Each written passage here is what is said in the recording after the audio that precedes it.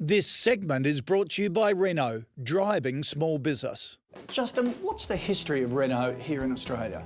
Renault's history in Australia is not that well known, but it's a very long and rich one. From taxis and trucks pre-World War I in the early 1900s, to being Wheels' first car of the year, Wow.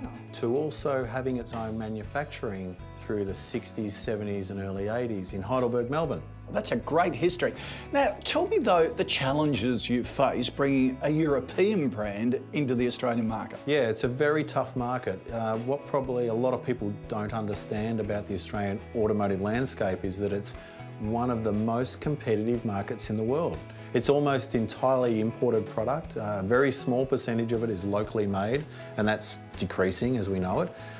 And therefore, there's more than 60 brands competing. What are the key pillars that you build the Renault brand on to differentiate yourself? Okay, so there's really been three things that we've focused on building up around the brand. One is our rich heritage, a brand that's been around for over 100 years. Secondly is our rich motorsport history. One of the most successful brands in Formula One in particular, and still powering Australian drivers like Daniel Ricciardo. And then also around our engineering excellence, which is probably little known, but one of the brands to first introduce a transmission, the first supercharger, and many other innovations over the years. You've had terrific growth over the last couple of years. What strategies did you adopt to build that growth?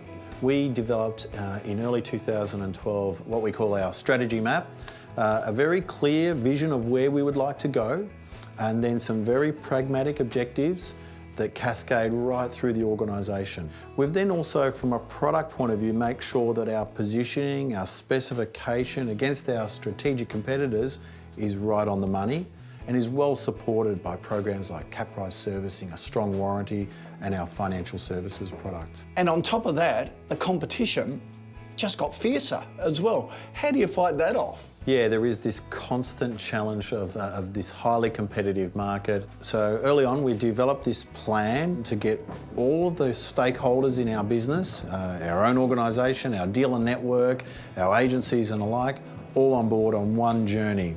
You're a challenger brand, very competitive market.